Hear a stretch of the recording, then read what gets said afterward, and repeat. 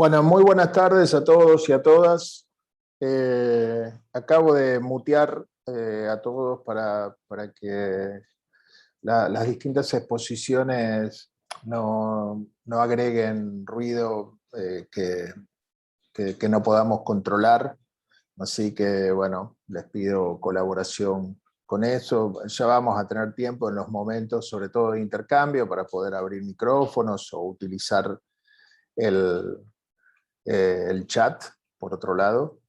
Esto sí, por supuesto, está siendo grabado para poder compartir. Hay muchos colegas que por una cuestión de horarios tenían dificultad o tienen alguna dificultad para seguir alguno de los bloques, entonces lo que nos importa es que, bueno, cada una de las presentaciones, los intercambios y eso puedan quedar como testimonio y como aporte. Estamos en el 5º Encuentro Internacional de Interfaces de Conocimiento. Este espacio se fue consolidando hace ya 5 años, primero con eventos que eran bastante más pequeños en lo presencial, con grupos de conversatorios de investigación que se han hecho en la Facultad de Filosofía y Letras y en la FADU, en la UBA. Y desde el año pasado, con la pandemia, nos animamos a pensar otro formato y fue muy bueno, generó mucho interés en diferentes espacios. Hoy explicábamos vía mail a todos los inscriptos y las inscriptas que la comunidad de interés que se ha ido formando alrededor del concepto de interfaces de conocimiento proviene en una parte de disciplinas vinculadas al diseño, a la educación, a las tecnologías, y también de otras disciplinas que vienen del campo de las ciencias sociales, de la salud, este año sobre todo, a partir de la incorporación de una expositora justamente que va a trabajar sobre el tema salud. Así que tenemos compañeros y compañeras también de arquitectura y de muy diferentes lugares del país, ¿no? Este evento comenzó a instalarse de manera muy federal y con participación también en Centroamérica, con asistentes de México, de Costa Rica, de Colombia. Así que bueno, estamos muy contentos de recibirles hoy aquí, de poder tener un espacio que va a llevar varias horas de atención y de intercambio. Y bueno, Alejandro Spiegel es otro de los coorganizadores, junto con Rubén Carruego y con Juan Ignacio Vicentín, que conformamos el equipo del LabTech, una unidad de gestión dentro de la Facultad de Filosofía y Letras, y le paso la palabra a él. Sí, ¿qué tal? Un gusto, buenas tardes, que sea provechoso este encuentro, que todos la pasemos bien y además que salgamos aprendiendo, ¿no? O sea, uno de los desafíos cuando uno transita estos espacios es justamente, ¿no? Que valga la pena el tiempo invertido, más estamos en noviembre. Este ha sido un año complicado entre las elecciones nacionales, las elecciones universitarias, y nos encuentra en noviembre. Es un tiempo de muchos compromisos, ¿no? Como decía Esteban, Juan, Rubén, Esteban y yo conformamos el Laboratorio de Tecnologías para la Socialización de Conocimiento. Y a mí me gustaría hacer una pausa en la idea de socialización, en la idea de poder compartir con otros, compartir y pensar y compartir, y que este compartir sea también comprendido por todos y por todas. Eso es interfaces. Así así lo pensamos la primera vez, así se sigue manteniendo el espíritu de compartir, ¿no? De socializar, de que lo que uno va pensando, lo que una va pensando sea enriquecimiento para nosotros, ¿no? Entonces, en ese sentido, en esta continuidad que comentaba Esteban, el año pasado les pedimos a los expositores y a las expositoras que escribieran las ponencias, y así surgen las actas del encuentro anterior, que hoy finalmente ponemos a disposición de todos. Vamos a compartir después el link de donde pueden consultarlas. Es un logro para nosotros también haber podido compilar los aportes de especialistas de distintos lugares del mundo, y valiosos y pertinentes. Es interesante porque las personas que escriben ahí escribían en un tiempo de pandemia, y hoy uno diría, ya pasó o está pasando, pero súper pertinentes la mayoría de los artículos para ser consultados, para ser como un bonus track de este evento. Es también este material eh, que ponemos a disposición, que son las actas del encuentro anterior, ¿no? Hablando de puentes, las actas son como el puente entre el encuentro anterior y en el que estamos. Así que eso, me da mucho placer, ojalá sea muy productivo para todos. Muy bien, decía hace un rato que estaba planificado la presencia de Ricardo Manetti, colega, profesor, tanto de la carrera de Imagen y Sonido en la FADU, como en la carrera de Artes en la Facultad de Filosofía y Letras, actual vicedecano, pero justo hay consejo directivo y entonces se superponía la posibilidad de estar presente. Grabamos. Hay que decir que las interfaces, las conectividades y demás, en este caso aporta una mirada un poco cyberpunk a Ricardo Manetti. No sé si se acuerdan de Max Headroom, los que son un poquito más grandes, que era una serie así medio Yo no me acuerdo, futurista, cyberpunk.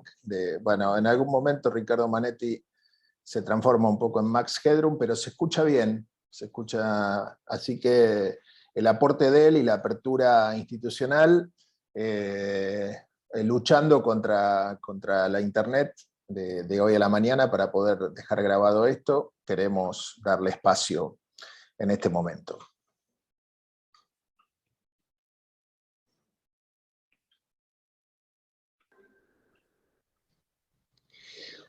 Hola,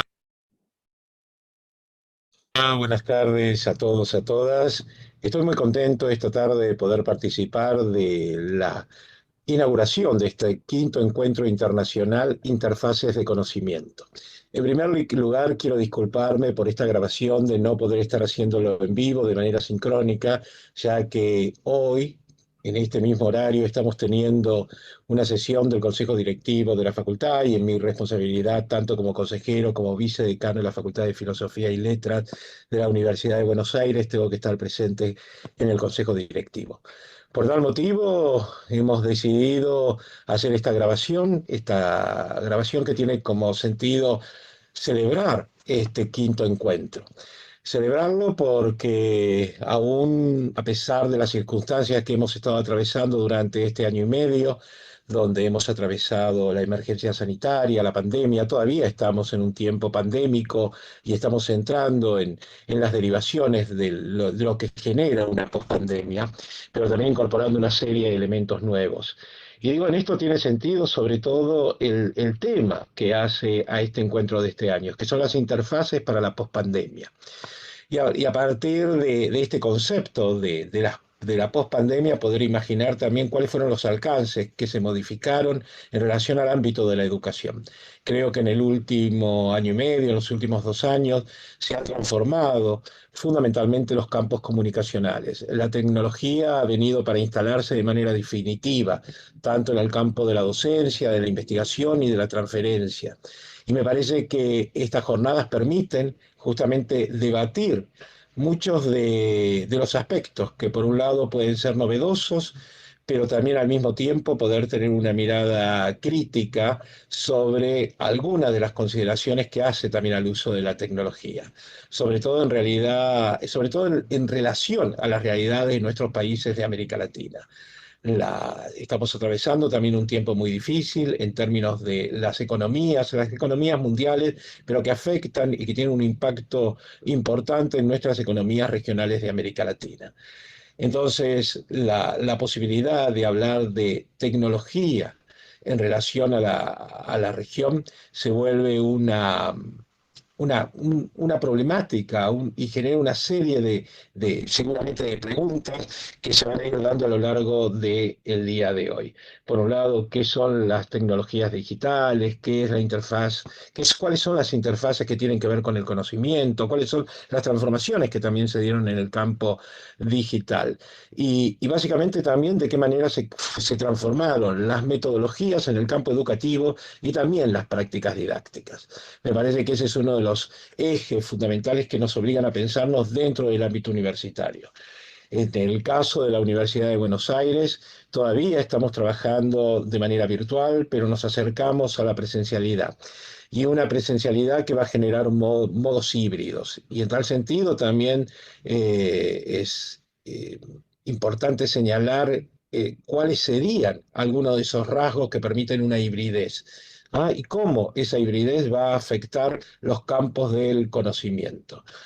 Quiero además también señalar la importancia que tiene este encuentro para muchas de las universidades de la región, así como está participando la Universidad de Buenos Aires, fundamentalmente a través de la carrera perdón, a través de la Facultad de Arquitectura, Diseño y Urbanismo y también la Facultad de Filosofía y Letras de la UBA, también lo hace la Facultad de Ciencias Sociales, también otras universidades nacionales que participan en este diálogo, entre ellas la Universidad Nacional de Tucumán, la Universidad de Rosario y otras universidades de América Latina como la UNAM.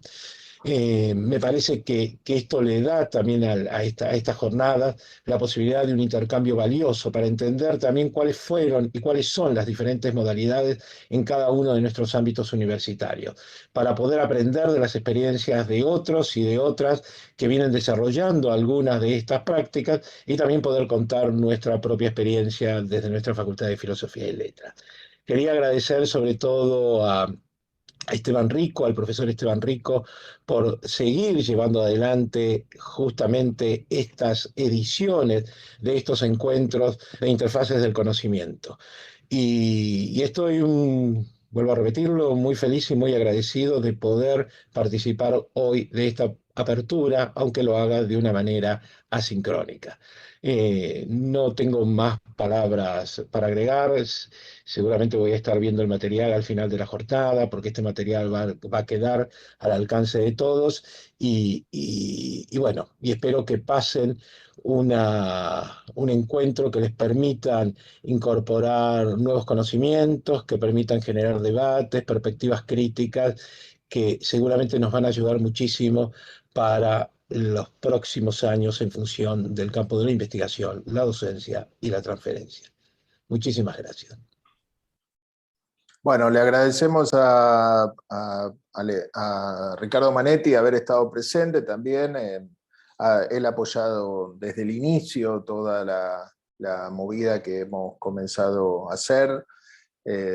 Diferentes equipos de investigación, diferentes disciplinas. Bueno, en este momento entonces vamos ya a pasar a la conferencia inicial. Luis Alberto Quevedo está aquí en la sala, con una destacadísima trayectoria como profesor en Ciencias Sociales en la Universidad de Buenos Aires y actualmente, por supuesto, muchos lo reconocerán, dirigiendo Flaxo Argentina. Para nosotros es un gusto escucharlo, tenerlo cerca, y particularmente por el tema que conecta con muchas de las cosas que ha mencionado justamente Riccardo Manetti en el inicio, ¿no? En esta apertura, y en las cosas que estamos pensando desde las gestiones, desde los cuerpos profesorales, sobre todo para la educación superior. Particularmente entonces va a llevar adelante una conferencia inicial que se denomina La ausencia del cuerpo en la educación durante la pandemia. Ideas y rescates para la pospandemia. Luis Alberto, ¿estás por ahí? Gracias, Esteban. ¿Cómo estás?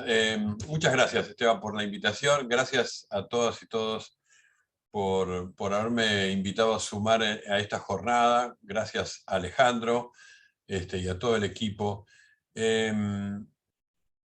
Cuando Esteban me invitó a participar en este encuentro internacional, que yo le agradecí mucho, les confieso ahora, y lo denuncio a Esteban, yo no sabía que tenía este rol de hacer una conferencia de apertura. Pero bueno, acá estoy, espero poder estar a la altura de este encuentro que reúne a muchos y muchas investigadoras de América Latina y que tienen además mucha experiencia en los debates que vamos a tener hoy. Yo tengo una experiencia de trabajo en el aula, sobre todo en la UBA, donde soy profesor en la Facultad de Ciencias Sociales desde hace muchos años, y también en algunas otras universidades y en Flaxo, por supuesto. Lo que quería traer es un tema que me parece que puede sumar al debate de hoy, leyendo cuáles eran además las ponencias y los temas que otras y otros investigadores iban a traer, que es el tema del cuerpo. Porque yo creo que el cuerpo es la interfase más importante para el proceso de enseñanza-aprendizaje. Creo que el cuerpo estuvo en la modernidad en el centro de la escena del proyecto escolar, pero también estuvo muy pensado en todas las épocas el rol que juega el cuerpo en la producción y transferencia de conocimientos.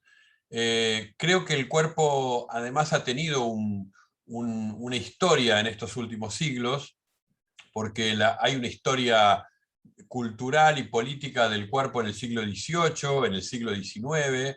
Bueno, el siglo XIX es el gran siglo de la biología como discurso dominante, ¿no? Entonces, la temática del cuerpo estuvo ahí muy presente. Y los discursos sanitaristas del siglo XIX y principios del siglo XX también marcaron este encuentro entre escuela y proyecto escolar, que nunca fue un proyecto educativo, sino que fue un proyecto de producción de ciudadanía, el proyecto escolar y el proyecto del cuerpo, ¿no?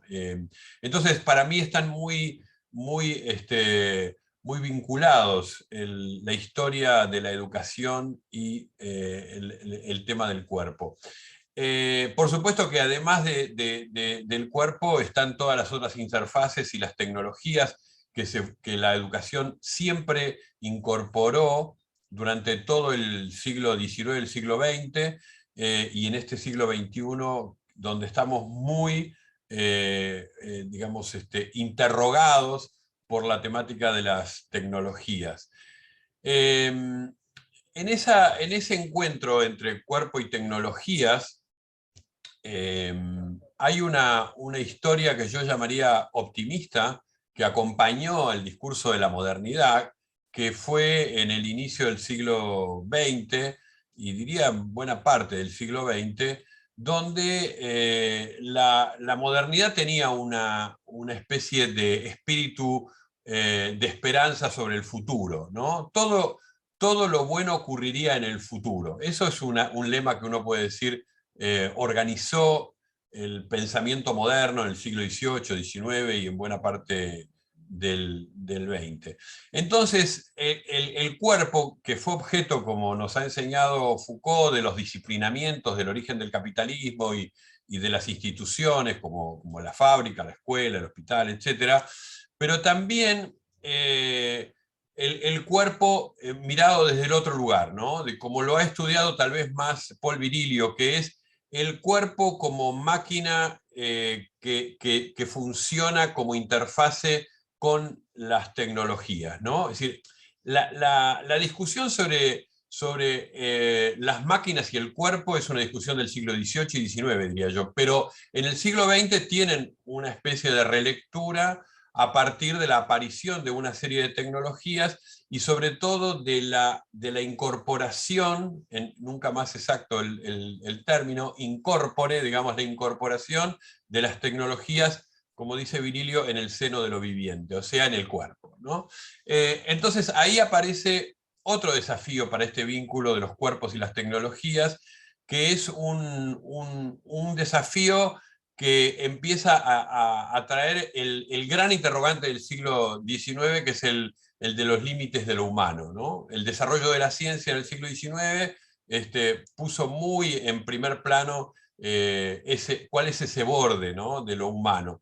Pero el siglo XX transformó en hiperbólico este pensamiento y estamos discutiendo eso. Bueno, Esteban recién acaba de traer una serie que es muy vieja, solamente los que tenemos unos cuantos años podemos recordarla, que es Max Headroom, que es una serie de los 80, donde en realidad es la historia del cuerpo de un periodista que ingresa, se hace virtual e ingresa a las redes. Claro, en los 80 no había internet, las redes eran sobre todo la televisión, y él estaba y transitaba por pantallas de televisión y tenía ciertos momentos en los cuales no se le entendía bien, tenía ruidos comunicacionales, ¿no? Bueno, ese personaje en realidad era una de las maneras en las cuales también se pensó que el cuerpo puede ingresar a las tecnologías, así como las tecnologías pueden ingresar al cuerpo. Y en eso estamos, ¿no? En esos debates estamos.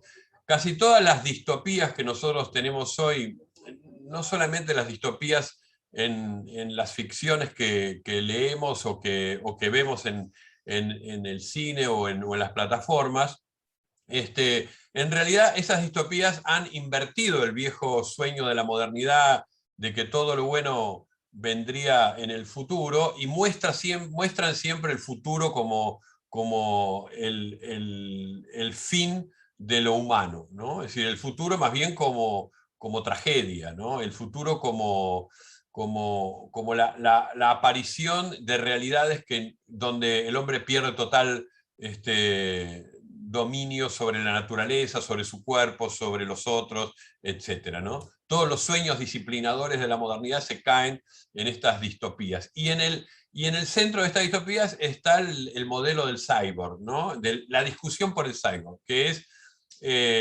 la unión entre lo cibernético y lo orgánico, ¿no? Cómo los organismos biológicos usan a la tecnología para ampliar o mejorar sus capacidades, sus sentidos, las formas de relacionarse con el contexto, etc. Y también cómo las máquinas se apropian de lo humano para transformarse en algo que viene, hace el otro recorrido, ¿no? De la máquina a lo humano. Bueno, de esto está lleno absolutamente de narrativas que hemos todos transitado y que conocemos, ¿no? La idea de esa del centauro del siglo XXI, que es mitad robot y mitad hombre, ¿no? Y esa idea además de hasta dónde el hombre pierde control sobre lo que ha creado, ¿no? Entonces, ahí hay un paradigma actual del cuerpo que me parece que vale la pena traerlo a este debate, porque lo que yo creo que en el siglo XX y XXI ha caído, a diferencia de lo que fue el inicio de la modernidad y sobre todo el siglo XIX, es la idea de que se cae el paradigma del cuerpo natural, ¿no? De que hay un cuerpo natural, ¿no? Sino que aparece la idea del cuerpo construido. Por eso digo, no, post-Foucault, digamos, no solo disciplinado, digamos, construido, ¿no? Armado. Y de hecho, bueno, a mí me interesan muchos discursos que circulan sobre los temas estéticos, y me gusta el de una compañía dermoestética que su lema es: trae el cuerpo que tenés y llevate el que querés, ¿no? Una promesa extraordinaria, ¿no? Que les aseguro que es falsa. Pero ese es como decir, bueno, ese es el paradigma de hoy, ¿no? Tu cuerpo, Freud decía que el cuerpo es un destino, y la compañía dermoestética te dice: hacete cargo de tu destino, ¿no? Es decir, sé vos el que lo produce. Y hoy todos sabemos que el cuerpo es este territorio de operaciones, en doble sentido, ¿no? De operaciones estéticas, pero también de construcciones, ¿no? De algo así como que yo que soy padre diría: si hay algo que aprendemos muy rápidamente los padres, y sobre todo al principio de nuestra paternidad, maternidad, es que los niños vienen sin terminar, ¿no? Entonces hay que hacer muchas cosas para que ese hijo o hija salga al mundo, ¿no? Bueno, después descubrimos, la cultura nos ha traído a la segunda ola de esto, ¿no? Y es que nosotros somos cuerpos sin terminar. Entonces nos traen esa especie de mandato de terminarlo. Bueno, la escuela tuvo mucho de eso, ¿no? Y el mismo Foucault trabajó mucho el tema de las ortopedias, por ejemplo, toda esa temática de disciplinamiento, pero por el lado de modificar la biología, ¿no? Bueno, yo creo que en este siglo XXI el cuerpo es una gran matriz de interpretación cultural de este tiempo, ¿no? No tenemos el discurso del siglo XVIII, XIX o incluso XX sobre el cuerpo. Tenemos otros desafíos, ¿no? Sobre la temática del cuerpo, y las nuevas tecnologías nos han traído también este otro desafío, que es el retiro del cuerpo, ¿no? Que no tiene que ver con la pandemia. No estoy hablando del Zoom, no estoy hablando de esto, de que esta reunión debería ser corporal y no lo es, ¿no? Estoy hablando de que hay una cultura de este tiempo donde hay espacios de sociabilidad, de creatividad, espacios laborales, espacios de aprendizaje, etcétera, que se sustraen del cuerpo, ¿no? O que el cuerpo en realidad juega otro rol completamente distinto del que estábamos acostumbrados en el siglo XX, ¿no?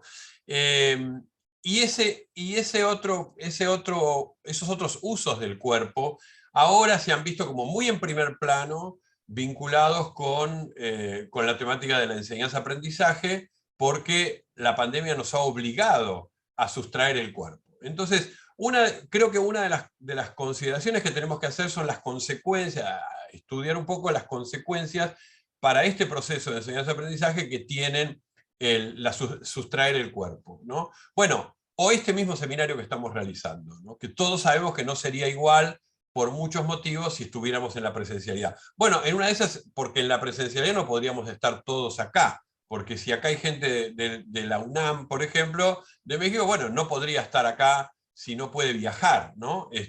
Entonces, las tecnologías tienen muchos interrogantes, nos traen sobre esta temática.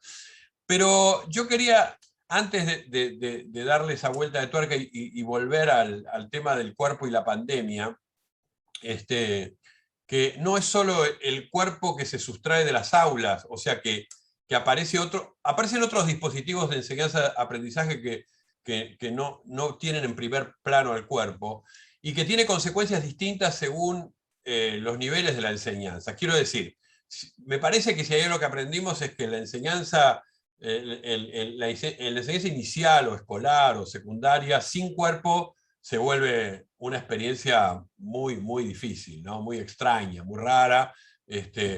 Bueno, nosotros estamos en la universidad, yo estoy en una institución que es Flaxo, que solo tiene posgrados. Entonces uno podría decir, bueno, he ahí un lugar donde se puede sustraer el cuerpo, ¿no? Sin embargo, no es así, tampoco es así, tampoco son así de iguales o de transferibles los procesos de enseñanza-aprendizaje, ¿no? Pero yo quería traer otro tema que se relaciona con este del cuerpo que estoy diciendo antes de hablar algo del tema de la pandemia, que tiene que ver con que la pandemia fue una nueva experiencia de nuestros cuerpos en riesgo. Ahora, cuando digo una nueva experiencia es porque en realidad una de las una de las claves más notables de la cultura prepandémica es la percepción del riesgo de nuestro cuerpo, pero en otros espacios, no en relación a la pandemia, ¿no? Es decir, la pandemia, digamos, ha sido una experiencia que nos obligó a convivir con una idea de riesgo, incluso de muerte, digamos, a la que nos debíamos acostumbrar y de la cual nos deberíamos proteger, por así decirlo, ¿no? Pero, pero la verdad es que previo a la pandemia hay un discurso social del riesgo y del riesgo de nuestros cuerpos que tiene que ver con otras cosas. Por ejemplo, la experiencia de la ciudad, ¿no? Ahí hay la ciudad como riesgo, que es un tema que se acuña en el siglo XIX. No por casualidad la novela policial nace en el siglo XIX, que es la ciudad como escenario del riesgo y de la muerte y del crimen, etc. El otro como una amenaza, que no es para nada nuevo, pero que en la pandemia aparece el otro como una amenaza. Y la tercera, que es la reclusión como remedio, ¿no? Que también no es nuevo. Uno podría decir, bueno, en la modernidad la reclusión como remedio también formó parte de los discursos, ¿no? Lo interesante para el caso de la pandemia, uno podría decir, como dice Byung-Chul Han, dice que toda época tiene sus enfermedades emblemáticas, ¿no? Pero que nosotros creíamos que no iban a ser virus, ¿no? Pese a que hubo una enfermedad emblemática que fue el SIDA en la década de los 80 del siglo pasado, que marcó mucho culturalmente y dejó una huella muy grande, y que es un virus que, por otro lado, seguimos sin saber cómo combatirlo. Es decir, sabemos cómo combatirlo, pero no cómo prevenirlo, ¿no? No tenemos todavía una vacuna para la prevención de ese virus. Pero en este siglo XXI creíamos que eso no iba a ocurrir y Byung dice que esta época aparecía como una época donde lo que iba a caracterizarnos, y hubo muchos que se escribió sobre esto, hubo muchos diagnósticos sobre esto, otro tipo de enfermedades, ¿no? La depresión, la ansiedad, las angustias, en la escuela el síndrome de falta de atención, etcétera, ¿no? Pero de repente vuelve el virus, ¿no? Vuelve lo viral, ¿no? Vuelve una especie de viejo conocido de la humanidad, ¿no? Y esta emergencia viral la vivimos en realidad con una especie de sociedad impensada, que el mejor modo de controlar un virus es volviendo a nuestras sociedades de mayor control, ¿no? Mientras que Deleuze decía que la sociedad de control en realidad era una especie de superación, de post-panoptismo, acá aparece asociado a la solución de un virus, ¿no? Byung-Chul Han tiene una forma, dice, China resolvió el virus con Big Data más barbijos, ¿no? O sea, con control de ciudadanía, pero como positiva, como control positivo, y barbijos, distanciamiento, etc., ¿no? Es una especie de inversión de lo que era una idea de evitar una sociedad de control, ¿no? Bueno, en esta dialéctica que estamos viviendo entonces en este tiempo, en realidad las tensiones que estamos viviendo son tensiones que nos muestran que las sociedades de control son cada vez más intensas, pero como bien nos enseñó Foucault también, y como bien dijo Deleuze también, aparecen ligados al cuidado y a una cierta protección de la ciudadanía, ¿no? Es decir, por ejemplo, todas las tecnologías de reconocimiento facial que hoy están desarrollándose en el mundo, hace poco estuvo acá el representante de Biden, Sullivan, que vino al hemisferio sur a hacer un acuerdo para desarrollar programas de reconocimiento facial. Pero lo decía en relación a los temas de salud, justamente, ¿no? Y uno dice, me temo que esas tecnologías deben tener otros fines, no solo el de la salud, ¿no? Bueno, pero aparecen con discursos higienistas, podríamos decir, si estuviéramos en el principio del siglo XX, ¿no? Bueno, entonces decía, esta idea de sociedades de control cada vez más intensas y sociedades cada vez más ligadas a la protección de los ciudadanos vía control de sus movimientos y de sus lugares de estar, etc. Estas sociedades también vienen con una radicalización de los discursos libertarios e individualistas, ¿no? O sea, hay ahí una tensión extraña que es entre cada vez quiero que seas más libre y por eso cada vez más te controlo, ¿no? Fórmulas de esta, diría yo, posmodernidad tardía, ¿no? Y hay otra cosa que también aparece ahí, que dice Byung, que es que las sociedades del riesgo se las combate con control, mientras que se enarbolan discursos cada vez más de libertades absolutas. Todo esto que estaba escrito antes de la pandemia, de pronto la pandemia lo trajo tal cual, y en Argentina lo vivimos con discursos de la vida cotidiana y en los medios todos los días, ¿no? Bueno, como no quiero extenderme mucho más me gustaría un debate también, que es lo que habíamos hablado con Esteban, digo dos cosas más sobre este tema de las tecnologías, el cuerpo y la educación, algo más sobre la pandemia y dejo acá.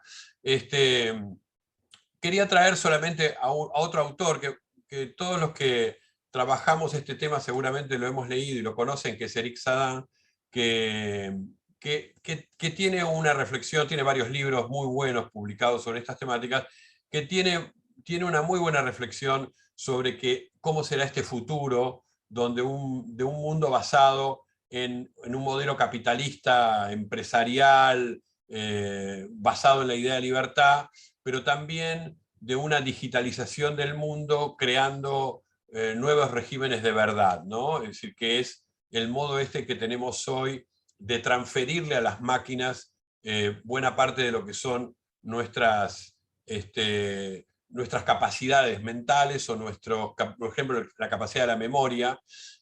Como yo también tengo unos años más, podría decir, cuando yo era adolescente sabía de memoria los teléfonos de todos mis amigos o el de mi abuela, ¿está bien? Y hoy no recuerdo, con mucha dificultad recuerdo el número de celular mío, ¿no? ¿Por qué? Porque le hemos hecho una transferencia a los algoritmos, a los sistemas de nuestra memoria, ¿no? Y en esto con muchas otras cosas, ¿no? Entonces, Eric Sadan a mí me gusta mucho porque trae esta idea de que en esta sociedad del Big Data de hoy, en esta sociedad de la abundancia de datos, el giro es que nosotros ya no usamos los datos como ayuda para nosotros, para nuestra memoria, para nuestra manera de razonar, etc. Y piénsenlo en la educación, esto también, el peso que tiene, sino que en realidad le transferimos a los datos nuestros cursos de acción, nuestras decisiones, ¿no? A ver, también como soy viejo puedo decir, yo tuve un Renault 12 en Buenos Aires que tenía en su guantera una guía Fieldcar. Y decía, cuando yo me pierdo en la ciudad, además yo soy extranjero porque soy uruguayo, entonces me pierdo en la ciudad, paro el auto, agarro la Fieldcar y busco el mapa. El mapa me da datos que yo usaré para ubicarme, ¿no?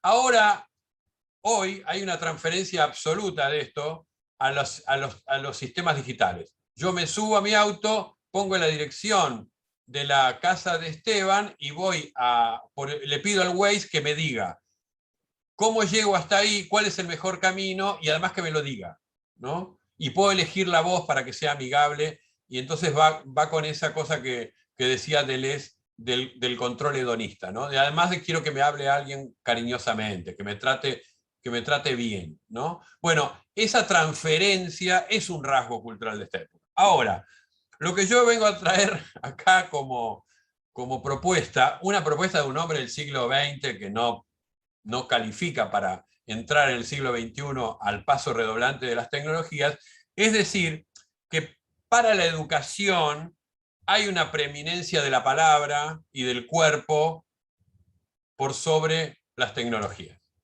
Y lo digo esto no porque yo no use tecnología. Yo no preparé una presentación, Esteban, para esta charla, pero te juro que hago presentaciones. Es más, manejo el Prezi muy bien, que es un presentador muy simpático, digamos, ¿no? Pero no uso tecnologías, me encanta. En la UBA tengo ciertas dificultades porque las tecnologías de las aulas de la Facultad de Ciencias Sociales son las viejas tecnologías del siglo XIX, que es un pizarrón y una tiza. Nadie consigue en sociales un proyector y una computadora para poder transmitir un PowerPoint o un Prezi.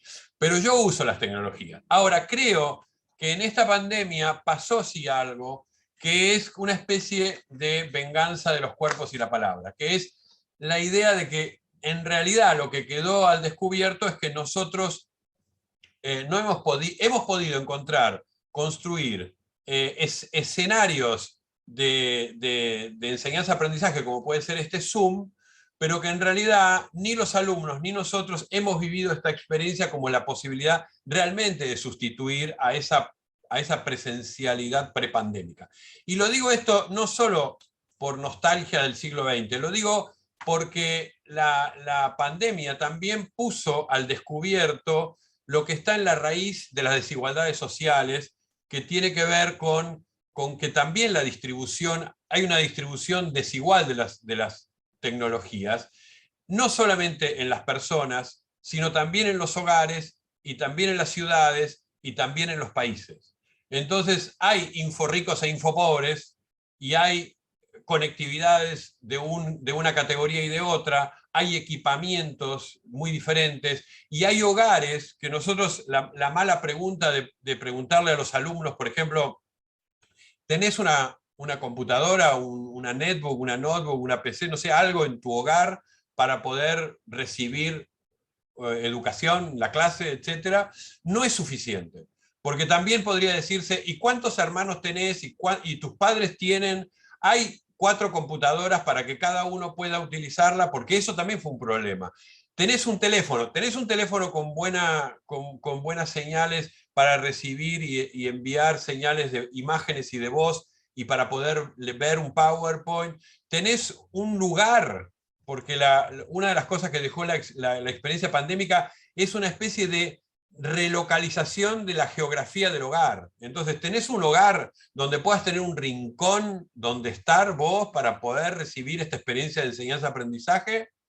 Eso me parece que pasó en la pandemia, que son poner al descubierto muchas desigualdades que estaban y están presentes en nuestra sociedad, y que no tienen que ver nada con si se puede o no usar el Zoom para dar clases. Tienen que ver con la capacidad de lo que llamábamos hace ya 20 o 30 años el acceso, ¿no? Y el acceso tiene por lo menos 3 componentes. 1 es qué equipamiento tengo, 2 es qué conectividad tengo, 3 es qué alfabetización digital tengo. Porque el acceso también implicó para los docentes una especie de puesta al descubierto de su analfabetismo digital.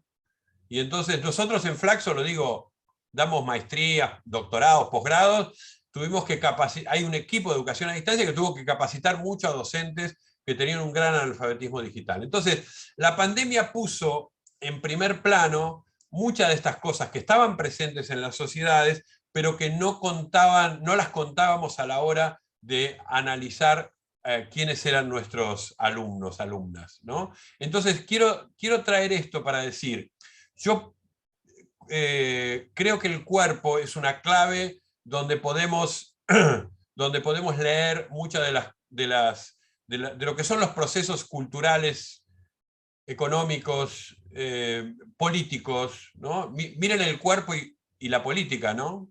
Cómo la política sin plaza y sin calle y sin espacio público es otra política, porque no hay cuerpos ahí, ¿no?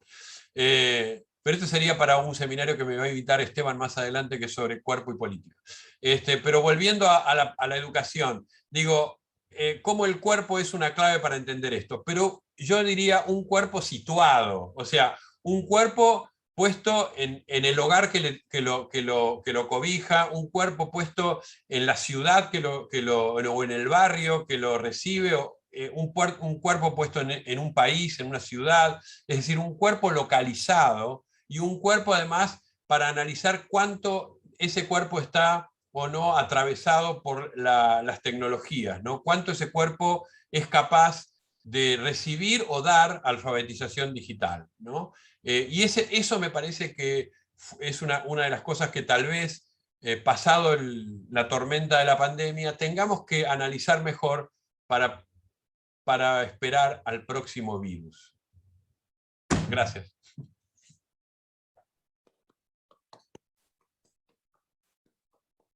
Muchas gracias, Beto.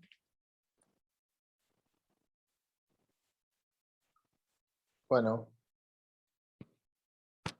Beto se quejaba que no le había avisado que era una conferencia inicial, pero un lujo, como siempre, la posibilidad de acompañar esta apertura, ¿no? del quinto encuentro. Quisiéramos ahora abrir espacio de preguntas, de comentarios, de reflexiones. Tenemos unos minutos hasta el próximo bloque para poder acompañar todo lo que preparó y con la claridad de siempre expuesto, ¿no? Se sigue sumando gente, ya está Mariana Salgado desde Finlandia, desde la noche de Finlandia, y ya para el segundo bloque. También está Eder de la UNAM, que De se la pudo UNAM. sumar. Bueno, Mercedes Leal, que se contactó un poco más tarde desde la Universidad de Tucumán.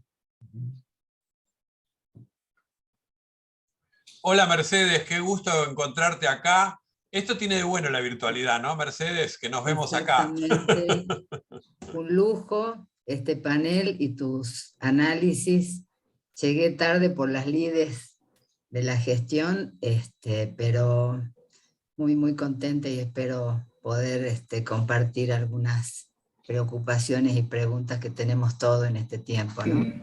Un gusto verte, Luis. Igualmente. Yo ¿le puedo hacer una preguntita, Alberto? Adelante, Carlos. Sí. ¿Qué tal, Alberto? ¿Cómo estás? ¿Qué tal, Carlos? Carlos Maga de San Nicolás.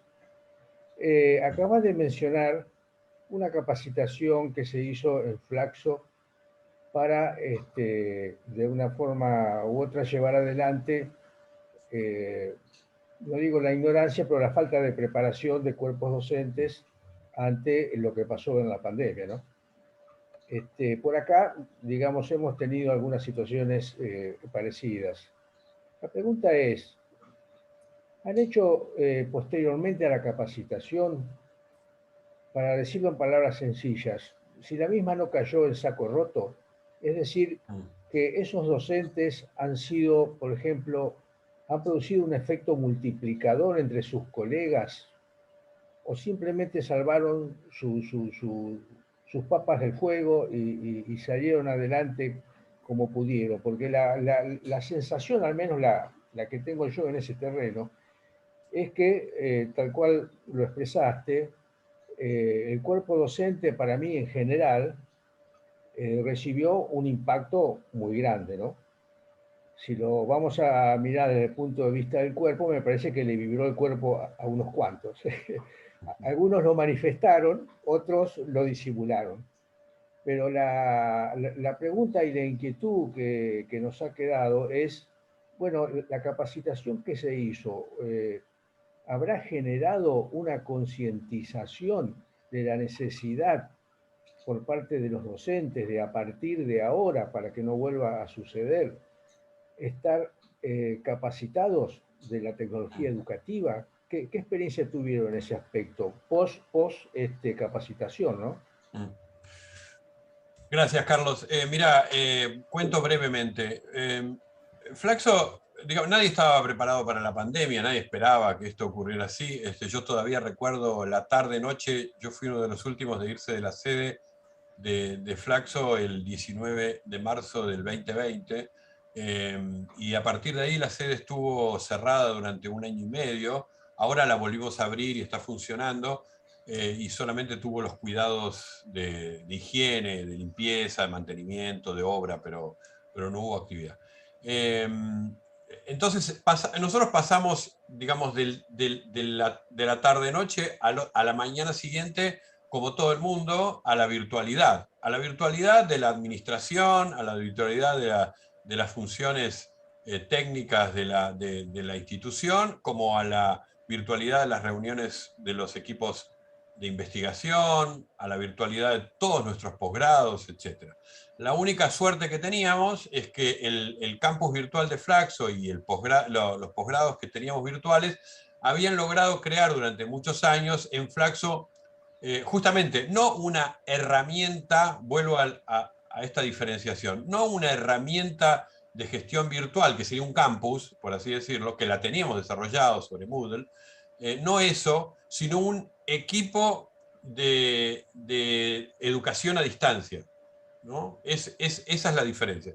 Teníamos varias personas, 5 personas, que formaban parte de un equipo de educación a distancia. Entonces, ese equipo, fíjate que sí, creo que en ese momento del 2020, creo que eran 7 personas las del equipo. Hoy son 18 o 20, no me acuerdo. Es decir, el equipo creció mucho. ¿Por qué? Porque lo que se venía haciendo se siguió haciendo con bastante regularidad, pero de un día para otro se virtualizó el doctorado, las maestrías, etc. Ahí aparecieron lo que vos preguntás. Había docentes que tenían experiencia de usar, por ejemplo, un Zoom, que es una herramienta importante, pero que hay que saber usarla, porque recién, antes de empezar esta charla, empezamos a probar, ¿no? Alejandro no podía pasar el sonido de una presentación que tenía, entonces empezamos a enseñarnos mutuamente cómo hacer para funcionar mejor el Zoom. La herramienta está, el uso es otra cosa, ¿no? A eso me refería con la alfabetización digital. Es una alfabetización tecnológica. Había muchos docentes que no lo tenían y que se resistían un poco a hacerlo, sobre todo en el inicio de la pandemia, que si ustedes recuerdan no se veía que el futuro iba a ser 2 años de virtualización, sino que nosotros creíamos que a los 2 meses volvíamos.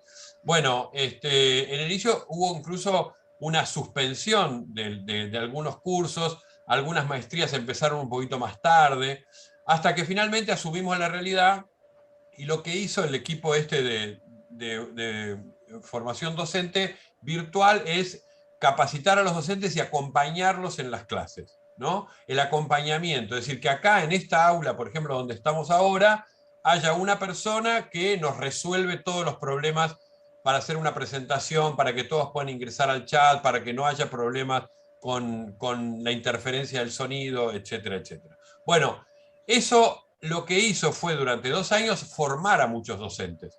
Yo te diría que hoy, como vos preguntás, en la pospandemia hay áreas enteras de Flaxo que han planteado: nosotros queremos profundizar no tanto la virtualización como la hibridez, ¿no?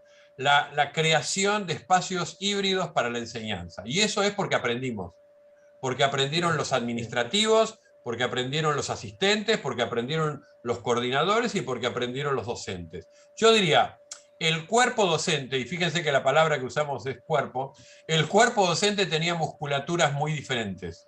Y el trabajo que hizo el equipo de educación a distancia fue ponerlo en forma. Los llevó a todos al gimnasio, y diría que terminamos 2 años con un cuerpo docente bastante razonable. Puede trotar 2 vueltas por Palermo y resiste bien. Bueno, muchas gracias, Alberto. Yo quiero compartir otro concepto contigo. Hemos aprendido de esto que nos ha pasado, ¿no? Por lo general, es lo ideal que en situaciones traumáticas como esta, uno, en lugar de asustarse, aprenda para poder prevenir. A mí me parece que hay un rengloncito que falta, que es, además de lo que acabas de mencionar, a partir de acá los docentes ya pueden tener otro tipo de preparación. me parece que habría que hacer una incorporación de todas estas nuevas experiencias y las nuevas tecnologías en la etapa previa a que el docente se transforme en tal, o sea, cuando es estudiante en las distintas carreras de los distintos profesorados, ¿no? Para mí ese agujerito existe y lo hemos trabajado acá en San Nicolás con personas que son, digamos, autoridades en instituciones de formación de docentes, ¿no? A mi modesto entender, esa perforación todavía está, y me parece que es un área interesante para todos aquellos que tenemos esta inquietud y que hoy a nivel latinoamericano estamos acá con el mismo objetivo. Sería interesante poder introducirnos en ese campo y poder trabajar, ¿no? No solamente para reaccionar ante una posible futura situación como esta pandemia, sino ya como cosa natural que la capacitación tecnológica forme parte de la capacitación de los futuros docentes, como una cosa normal y natural. Bueno, muchas gracias. Muchas gracias, Carlos, por la participación, la pregunta. Vamos a dar espacio a una pregunta más, alguna reflexión, comentario, y ¿Puedo? Mercedes. Sí, solamente y muy cortito porque mi exposición no va a tener que ver con esto, pero la experiencia del INFOD, del Instituto Nacional de Formación Docente, que nace justamente con una plataforma, es una experiencia bien interesante para estudiarla y que ha servido muchísimo en estos tiempos. Es un instituto de formación de carácter federal que tenía una plataforma para la capacitación, digamos, de la formación continua a lo largo y ancho del país, y a su vez también alojaba aulas de los institutos formadores dentro de su plataforma. Y por supuesto que en el momento en que irrumpió la pandemia, creció de manera exponencial la cantidad de aulas y pudo alojar casi la totalidad de aulas de los institutos de formación docente de la Argentina. Eso es una experiencia bien interesante, y a su vez allí también se pudo lograr capacitar en TICs, en didáctica y todos estos temas novedosos para algunos. Como yo estaba al frente de esa experiencia un año, logré con mucho esfuerzo ofrecer un curso para los docentes universitarios, ¿no?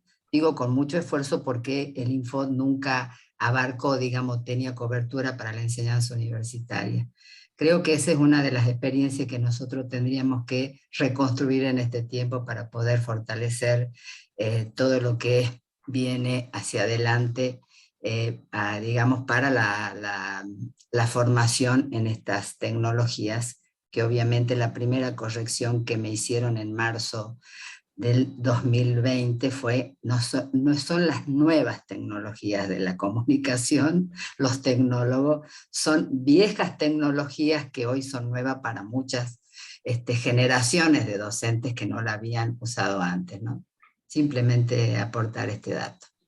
Claramente el ASPO y la pandemia ha generado una especie de alfabetización obligada a muchas personas, a muchos colegas en la universidad, y cada uno de los espacios universitarios, o sea, las diferentes universidades públicas han tenido mayor o menor inserción o políticas de tecnologías educativas.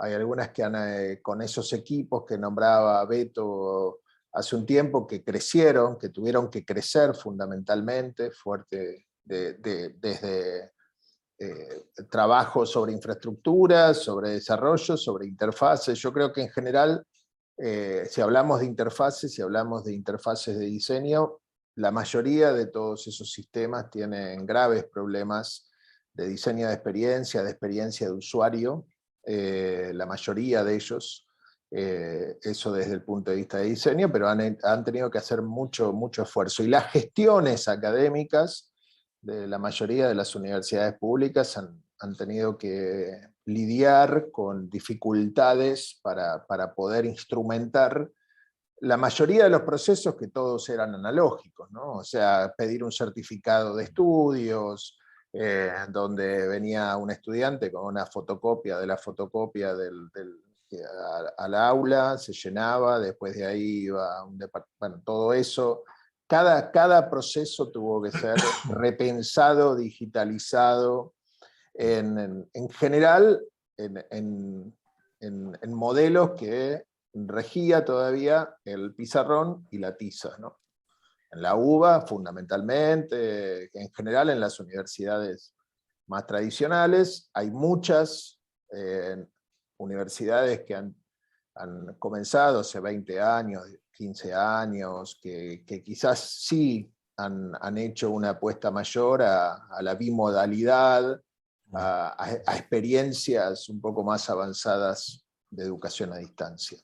Yo quería, Esteban, retomar algo de lo que decía Beto antes. El tema del cuerpo a mí me parece muy interesante, ¿no? Porque fue parte del debate mediático, político, digamos. O sea, la presencialidad. La presencialidad es el cuerpo presente, dirías vos, digamos, parte de la exposición, creo que también se trataba de eso. Digamos, me parece interesante también el intersticio, ¿no? Para ver, así como Mercedes planteaba recién, retomar la experiencia que se hizo en tal o cual lugar, o seguramente cada institución revisará en mayor o menor medida lo que se ha hecho, lo que se ha logrado. A mí me parece interesante investigar y reflexionar respecto a los intersticios que hay para pensar en aquellas cuestiones que efectivamente las tecnologías han podido bueno, solucionar, ocupar, digamos, reemplazar, y aquellas cuestiones que, no digamos el cuerpo, sino partes del cuerpo, yo diría, fragmentando, siguiendo el ejemplo que vos decías de la empresa de belleza. O sea, en términos educativos, la mirada siempre fue un recurso tanto para el docente o la docente como para los estudiantes, digamos. Entonces, digamos, ¿cuáles son las discusiones, cuáles son los debates que se pueden dar en una pantalla repleta de cuadraditos chiquititos donde no hay mirada? Me parece que te quería preguntar, ¿no? Digamos, si has pensado en estas cuestiones de los intersticios, ¿no? O sea, de aquellas posibilidades o imposibilidades, ¿no? Porque no se trata solamente creo yo, ¿no? De saber utilizar una herramienta más o menos, digamos, sino que se trata de poder encontrar esa hibridez, esa mixtura, y dónde, en todo caso, dónde colocar o dónde valdría la pena colocar, ¿no? Lo uno y lo otro en tanto sea posible, ¿no? Lo dejaba como reflexión, pregunta para Luis. Bueno, gracias Alejandro y gracias por tu reflexión. Una sola un comentario sobre lo que decís. Me parece que estamos en el medio del Big Bang, ¿no? Entonces todavía no sabemos cómo se conformaron los planetas, las constelaciones, etc. Estamos en eso, me parece. Pero acabas de dejar ahí un punto que yo sí le voy a poner un resaltador, que es cómo se daría, digamos, si una de las consecuencias que deja la pandemia para el mundo educativo es la posibilidad de recuperar algo de una experiencia de enseñanza híbrida, porque antes de la pandemia había campus virtuales, digo, de hecho el campus virtual de Flaxo y maestrías, en Flaxo hace 20 años hay maestrías virtuales. Digo Flaxo porque conozco, digo, en América Latina y en el mundo mucho más, pero habían maestrías virtuales. Entonces no ese es el problema. El tema es lo que trajiste, que es la hibridez. Y ahí lo ato con lo que decía Carlos también, o también lo de Mercedes respecto de qué experiencias tenemos. Porque en aulas híbridas sería otra capacitación, Carlos. ¿Por qué?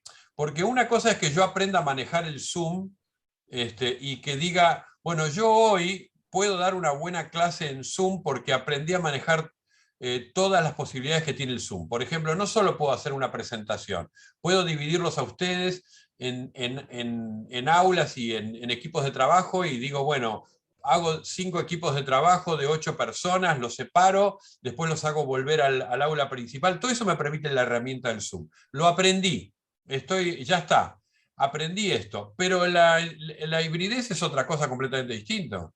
La hibridez es un aula física donde están sentados la mitad de los alumnos físicamente y otra mitad están en México, Bogotá, Neuquén o Chaco, ¿está bien? O sea, es otra experiencia. Es otra experiencia educativa, es otra experiencia tecnológica, es otra experiencia de aprendizaje, es otro cuerpo. Por ejemplo, nosotros en Flaxo estamos en el proceso de armar 3 aulas híbridas, pero yo visité en 2 universidades. Hay una que marca el arco del profesor para que pueda mover su cuerpo y que se lo escuche y se lo vea, porque hay cámaras y hay micrófonos. Entonces, el profesor también tiene una educación de su cuerpo en un aula híbrida, ¿está bien? Y los alumnos también saben que tienen que intervenir de una manera diferente si están en virtual o presencial. O sea, todo esto que trajo Carlos, que trajo Mercedes y que Alejandro preguntaba, yo creo que son cosas que estamos en el momento en el cual se están construyendo, ¿no? Estamos habitando una ciudad que en ese momento se está construyendo. Bueno, me parece que ese es un desafío complejo, pero inevitable. Para nuestras instituciones es inevitable. Gracias.